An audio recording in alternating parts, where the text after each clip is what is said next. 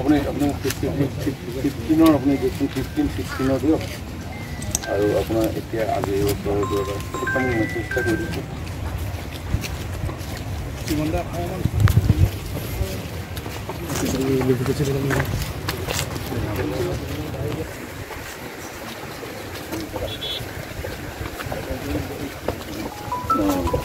last year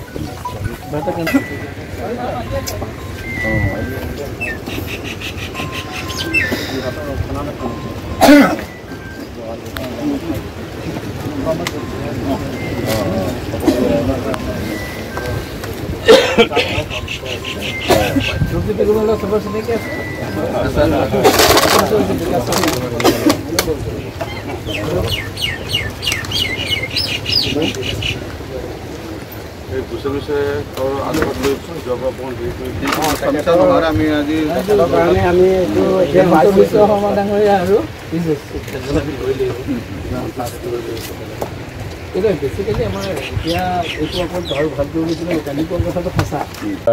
সমগ্ৰ অসমৰে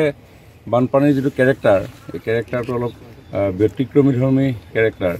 water resource ডিপাৰ্টমেণ্টৰ যিবিলাক আগৰ ৰেকৰ্ড আছিলে বিভিন্ন ঠাইত আগৰ সকলো ৰেকৰ্ড ব্ৰেক হৈছে এবাৰ এই চেফেলটো বহুত বেছি বাঢ়ি গৈছে নতুন নতুন ঠাইও কিছু প্লাবিত হৈছে কিন্তু সৌভাগ্যৰ কথা যে আমাৰ চৰকাৰে যিটো ফ্লাড প্ৰিপেয়াৰ্ডনেছ যিটো ফ্লাড মেনেজমেণ্ট কৰি আছিলে যাতে বানৰ সময়ত ৰাইজৰ অধিক ক্ষয়ক্ষতি নহয় তাৰ বাবে এইবাৰ তেনেধৰণৰ বহুত বেছি কোনো ডিজাষ্টাৰ হোৱা নাই যাৰ কাৰণে আগতে আমাৰ আপোনালোকে হয়তো মনত আছে সংবাদ পৰিৱেশন কৰে যে আমুকত বিষ হৈছে আমুকত বিষ হৈছে এতিয়া সমগ্ৰ অসমত মাত্ৰ 40টাৰ ওচৰে পাজৰে তেনেকুৱা ধৰণৰ বিচিং হৈছে কিন্তু মোৰ মনত আছে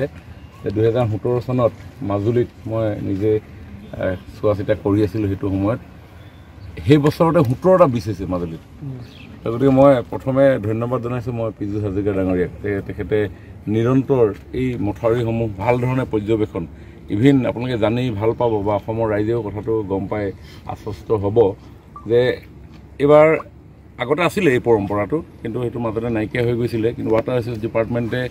মথাউৰিসমূহ পৰ্যবেক্ষণ কৰিবৰ কাৰণে আগতে পেট্ৰলিং ব্যৱস্থা আছিল সেই পেট্ৰলিং ব্যৱস্থাবিলাক এতিয়া মাজতে নোহোৱা হৈছিল কিন্তু আমাৰ চৰকাৰে পেট্ৰলিঙৰ ব্যৱস্থা কৰিলে কোনডোখৰ জেগা কেনেধৰণে ভালনাৰেবল হৈ আছে সেইবিলাক বানৰ আগতেই চিনাক্ত কৰিলে কৰাৰ ফলত এইবিলাক টাইমলি মেজাৰ লোৱাৰ কাৰণে এই অধিক ক্ষয়ক্ষতি নহ'ল কিন্তু বৰষুণৰ পানী আপোনালোকে গম পায় প্ৰকৃতিটো এনেকুৱা এটা ছিষ্টেম তাক আৰু মানুহেতো কণ্ট্ৰল কৰিব নোৱাৰে প্ৰকৃতি নিজৰ মতে চলে কিন্তু আমি যাতে অধিক ক্ষয়ক্ষতি হ'ব নোৱাৰে তাৰ কাৰণে মাননীয় মুখ্যমন্ত্ৰী ডাঙৰীয়া প্ৰতি মুহূৰ্তত সজাগ আৰু সচেতনতাৰে কাম কৰি থকাৰ কাৰণে আজি আমি জীৱনবোৰ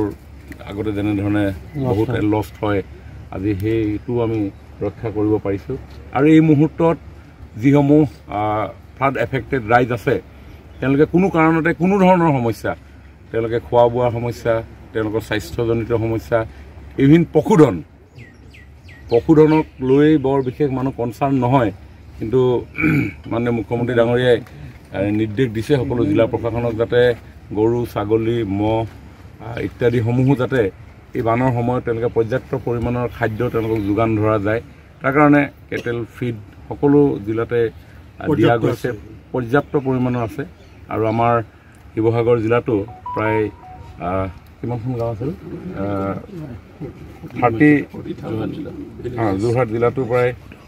40 ভিলেজ আমাৰ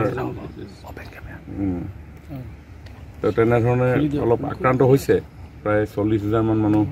আক্ৰান্ত হৈছে। গতিকে এই সকলো লোকক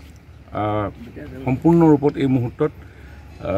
চৰকাৰৰ তৰফৰ পৰা যিমানখিনি কৰিব লাগে গোটেইখিনি কৰা গৈছে। মই যোৱাকালিও আপোনাৰ এতিয়ালৈকে এম্বেংকমেণ্ট ক'তো মানে চিৰিয়াছলি ক'তো ভগা নাই নেকি জিলাখনত? যোৰহাট জিলাত তাৰমানে য'ত পানী হৈছে, আৰু এটা মই ছিগনিফিকেণ্ট কথা আপোনালোকক জনাব বিচাৰোঁ। মই যোৱা এসপ্তাহ বানপানী